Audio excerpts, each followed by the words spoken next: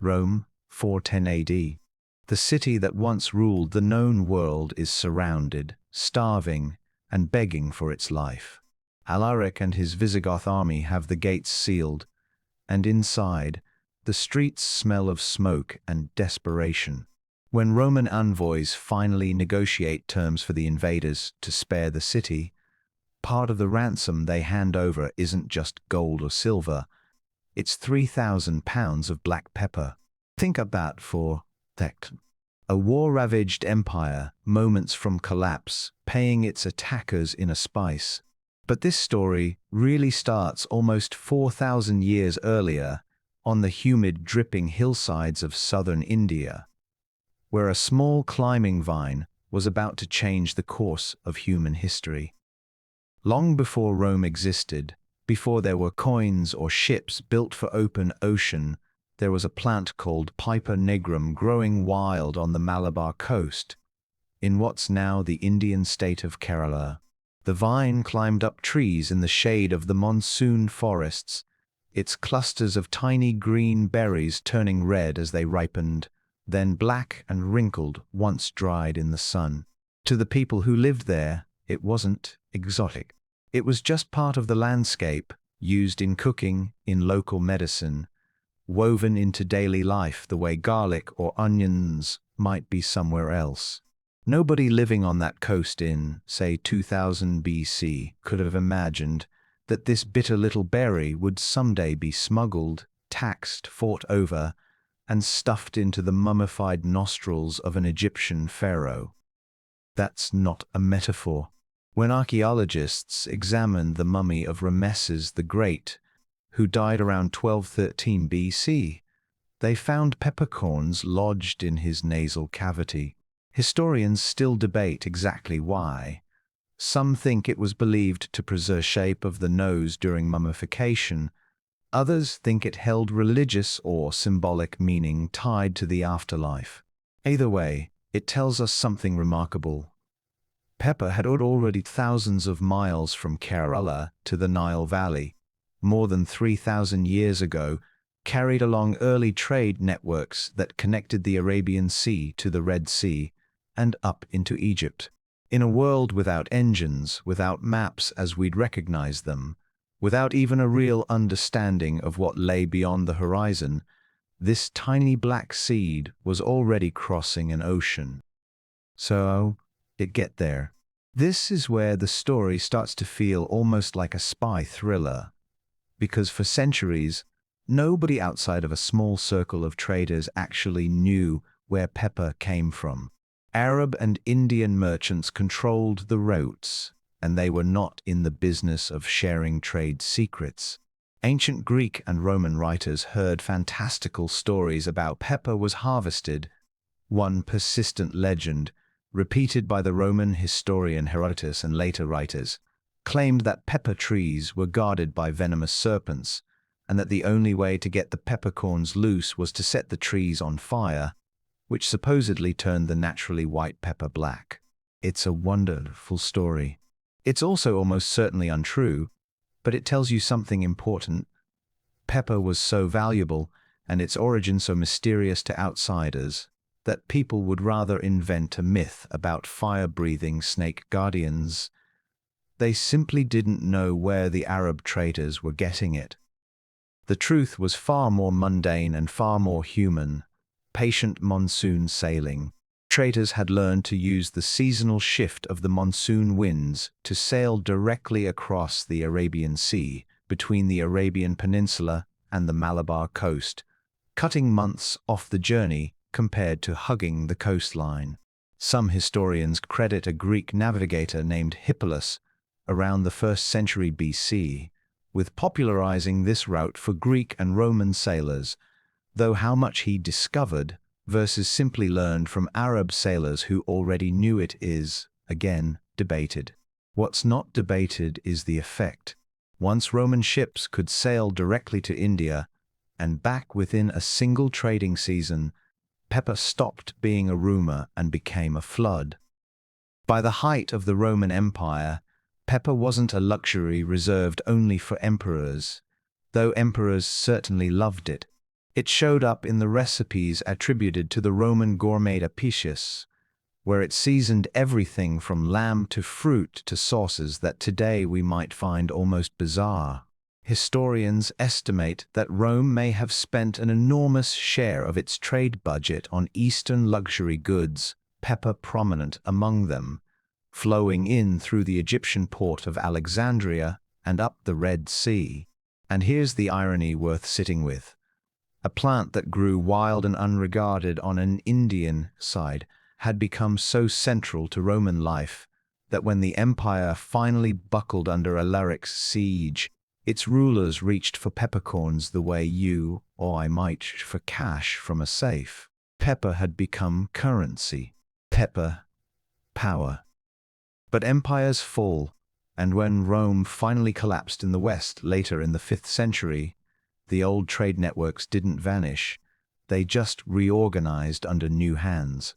For the next several centuries, through what's often loosely called the early medieval period in Europe, the pepper trade was dominated by Arab and later Islamic merchants who controlled the routes from India through the Persian Gulf or the Red Sea, then overland or by sea into the eastern Mediterranean. European buyers, largely locked out of direct access, paid a premium at every single hand the pepper passed through, and there were of hands. This is where Venice enters the story, and where the tale of pepper starts to look less like ancient history and more like the roots of modern global capitalism. By the later Middle Ages, Venice had positioned itself as Europe's gateway to Eastern spices. Venetian merchants bought pepper, along with cinnamon, cloves, and nutmeg, from Muslim traders in Alexandria and other Mediterranean ports, then shipped it north and west, selling it at enormous markup to the rest of Europe. Pepper by weight could be worth more than silver, and in some documented cases, it was used almost like a unit of currency itself. Rents, dowries, and fines were sometimes calculated in pounds of pepper rather than coin. There's a persistent phrase from this era, peppercorn rent, referring to a token or nominal payment, and while its exact medieval origins are debated by historians, it reflects a world where pepper genuinely functioned as a form of wealth precise enough to settle legal and financial obligations. Picture a merchant's warehouse in 14th century Venice. Sacks of black peppercorns, small and unglamorous to look at, guarded like bullion. A single voyage's cargo could make a family wealthy for generations, or if pirates or storms intervened, ruined them completely. Venice grew rich, genuinely rich, off this trade, funding its palaces, its navy, its art. Much of the wealth that built the Venice tourists photograph today has its roots, quite literally in dried berries from a Kerala hillside most Venetians would never see. And here's the tension that was quietly building underneath all of that glittering wealth. Every other kingdom in Europe watched Venice's spice fortune and wanted in. Portugal, Spain, England, the Netherlands, they were all buying pepper at Venetian prices, which meant they were all bleeding money to a trade route they didn't control. If there was ever a moment that set the stage for the age of exploration, it might be this. European monarchs looking at their empty treasuries after paying Venetian merchants and asking a very simple, very dangerous question. What if we didn't need at all? What if we sailed ourselves? That question sent men out into oceans nobody in Europe had charted, in ships that were, by later standards, terrifyingly small. And it's here that we meet a Portuguese navigator named Vasco da Gama, a name that, for better or worse, is inseparable from pepper's history. In July of 1497, da Gama set sail from Lisbon with a small fleet, heading south along the African coast, then swinging east around the Cape of Good Hope, a route Portuguese explorers had been probing for years, building on earlier voyages like that of Bartolomeu Dias. Da Gama's goal was audacious and simple: reach India by sea, and cut Venice and the entire Arab-controlled overland network out of the picture entirely. The voyage, brutal. Sailors died of scurvy.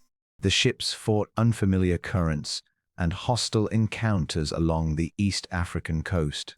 But in May of 1498, nearly a year after leaving Lisbon, da Gama's fleet reached Calicut, on that same Malabar coast where this story began. When he was asked by local officials what Portugal had come for, is said to have replied, according to accounts from the period, that they'd come for Christians and spices, a line historians treat with some caution given it comes through second-hand chroniclers, but one that captures the mixture of religious and commercial ambition driving the whole expedition. Da Gama's turn to Portugal in 1499 was one of those hinge moments in history where you can almost feel the world tilt.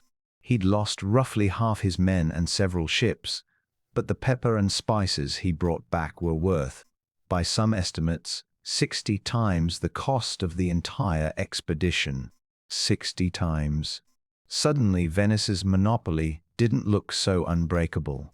Portugal had found a sea route straight to the source, and they intended to control it, not through trade partnerships, but through force. This is where the pepper trade story turns darker, and it's worth not looking away from it. The Portuguese, under commanders like Afonso de Albuquerque, began seizing key ports along the Indian Ocean trade routes, Goa, Malacca, Hormuz, establishing what amounted to an armed trading empire enforced by cannon fire. Local rulers and merchant communities who had traded pepper and other goods peacefully for centuries now found European ships demanding tribute, monopoly rights, or simply taking what they wanted by force. It's a hard truth sitting underneath the romantic story of daring explorers.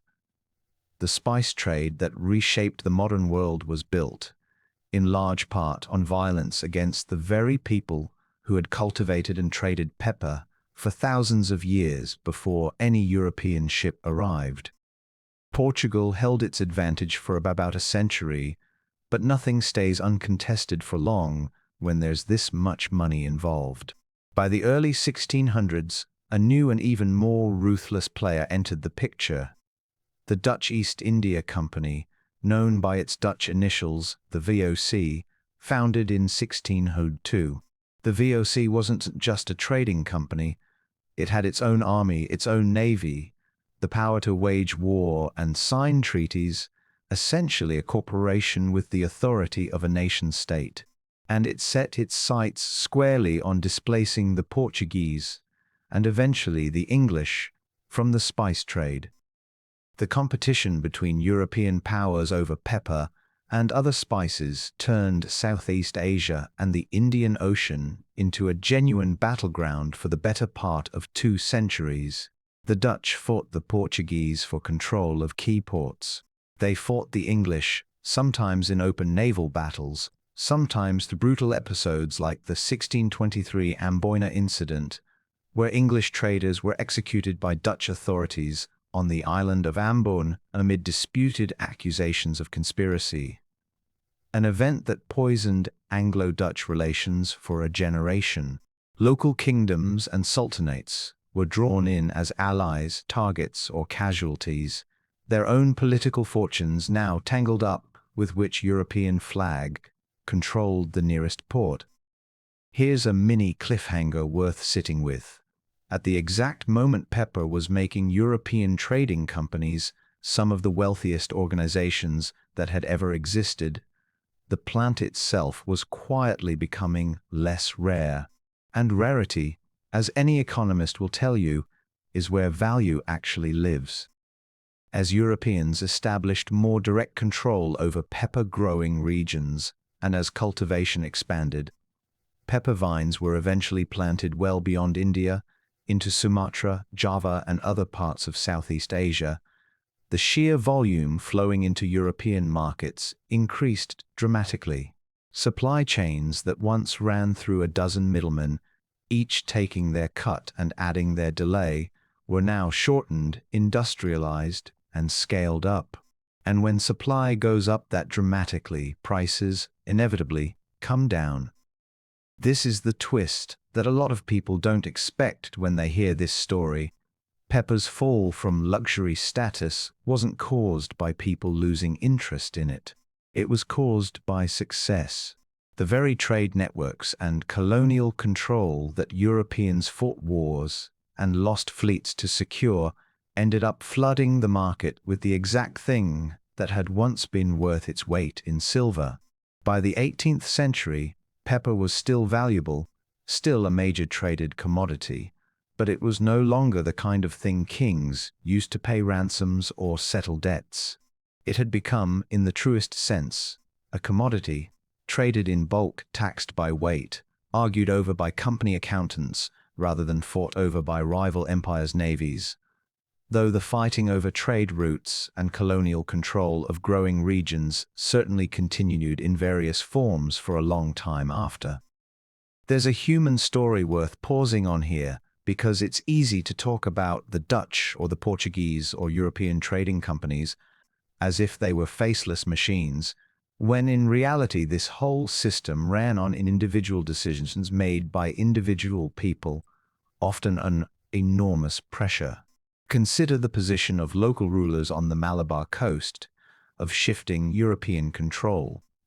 Men who had inherited centuries-old relationships with Arab, Chinese, and regional merchants, and who now had to decide, often on short notice and under military threat, whether to ally with the Portuguese, the Dutch, or resist entirely. The Zamorin of Calicut, the hereditary ruler who had welcomed da Gama's arrival with what historians describe as cautious diplomacy in 1498, would soon find that diplomacy wasn't always enough to hold off Portuguese demands for exclusive trading rights, backed by warships anchored in the harbor. These weren't abstract historical forces. They were real people making real decisions, often impossible ones, about how to protect their communities and their livelihoods in the face of overwhelming foreign firepower. Meanwhile, back in Europe, pepper's cultural footprint had shifted from symbol of unimaginable wealth to something closer to an everyday kitchen staple. Though even that transition took generations and access still tracked closely with class and geography. By the time you get to the 18th and 19th centuries, pepper mills were showing up on the tables of merchants and eventually working households across much of Europe, not just aristocrats. The spice that had once been smuggled, taxed at eye-watering rates, and used to ransom cities, was now sitting in a small ceramic jar next to the salt. But let's rewind slightly, because there's a crisis point in this story that deserves its own moment. The collapse of the VOC itself. For nearly 2 centuries, the Dutch East India Company had been perhaps the most powerful entity on earth, its ships carrying pepper and other spices back to Amsterdam in numbers that dwarfed anything Venice had managed centuries earlier. But by the late 1700s, the company was drowning. Corruption, mismanagement, the enormous cost of maintaining fortified trading posts across half the globe, and increasing competition finally caught up with it. In 1799, the VOC was formally dissolved, its debts absorbed by the Dutch government. An empire built on pepper, cinnamon, and cloves, one that had once seemed unshakable, simply ran out of road. It's a strange kind of poetic justice, isn't it? A company that had used ruthless force to monopolize a spice trade eventually collapsed under the weight of its own bureaucracy and debt, not from some single dramatic defeat, but from the same kind of slow financial decay that eventually humbles most empires, commercial or otherwise. So where does that leave pepper as we head into the modern era? This is maybe the most surprising turn in the whole story, and it's worth sitting with for a second. Pepper never actually stopped being important. It just stopped being the story. As European colonial powers carved up territory Africa, and the Americas through the 18th and 19th centuries, pepper cultivation kept expanding into Sri Lanka, into parts of Southeast Asia, eventually into Brazil, where Portuguese colonizers introduced it, and later into other tropical regions around the globe. What had once been an almost sacred single-origin product tied to a specific stretch of Indian coastline became a globally cultivated commodity crop. Today, if you check a jar of black pepper in your kitchen, there's a good chance it wasn't grown in Kerala at all. Vietnam is now the world's largest producer and exporter of black pepper by a wide margin, a fact that would have been unthinkable to a Roman trader or a Venetian merchant who likely couldn't have located Vietnam on any map they owned. India, Indonesia, Brazil, Sri Lanka, and Malaysia round out much of the rest of global production. The plant that once required an ocean-spanning voyage, a small fortune, and considerable personal risk to acquire is now sold in bulk in plastic tubs at grocery stores for the equivalent of a few dollars, ground and ready to sprinkle on scrambled eggs. And here's where the irony really lands, if you sit with it for a moment. Black pepper is, by volume, the single most traded spice on Earth today. It's estimated to account for roughly a fifth of the entire global spice trade by value. It's still everywhere, still essential, still on nearly every restaurant table on the planet. It just no longer carries any of the danger, mystery, or extraordinary cost that once made it worth going to war over.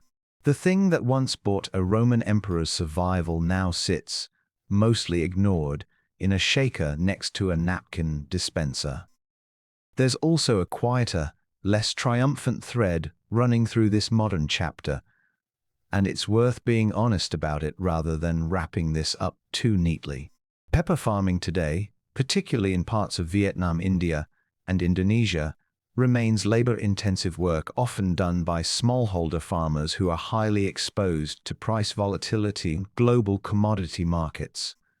A market crash in pepper prices, which has happened more than once in recent decades, can devastate entire farming communities almost overnight. The wealth pepper generates today mostly flows through large trading companies, food conglomerates, and retailers, echoing, in a much less dramatic and far less bloody way, the old pattern of the actual growers, seeing a fraction of their crop, generates further down the chain. It's not a perfect parallel to the colonial era. Nobody's sending warships over peppercorns anymore. But the basic imbalance between grower and profiteer is a thread that, if you look closely, has never fully disappeared from this story. And there's one more twist worth mentioning because it circles this story back to where empires, science, and a little bit of modern curiosity intersect. In recent decades, researchers have studied compounds in black pepper, particularly piperine, the chemical responsible for its characteristic bite, for their potential effects on how the body absorbs certain nutrients and compounds. This research is genuinely interesting and ongoing, but it's important to be careful here. While there's real scientific interest in piperine's properties, sweeping claims about pepper as some kind of miracle health product go beyond what the evidence currently and reliably supports. And that's worth saying plainly than letting the story drift into hype. So let's come back to where we started. Rome, 410 AD, a besieged city handing over 3,000 pounds of peppercorns to save itself from destruction. At the time, that must have felt like the ultimate proof pepper's power, tangible evidence that this little dried berry worth more than almost anything else humanity could offer. And in a way, it was true for about another 1,000 years. Pepper funded Venetian palaces, launched Portuguese caravels into unmapped oceans, built and then bankrupted the powerful trading company the world had ever seen, and reshaped the political map of half the planet. All because people were willing to risk everything for a plant that, today, you can buy in bulk for pocket change. It's strange to think that the next time you reach across your kitchen table for the pepper grinder, you're touching something that once justified wars, ransomed emperors, and sent sailors to their deaths on unmapped seas in pursuit of it. The berry hasn't changed much at all in 4,000 years. What changed was everything around it: the ships, the empires, the maps, the money. Pepper was never really the story. We were. If this journey through one tiny unassuming spice surprised you as much as it surprised me putting it together, let me know down in the comments what you'd want to see covered next. There are a dozen other everyday ingredients out there with histories just as wild as this one. And if you enjoyed this, hit subscribe, drop a like, and I'll see you in the next story.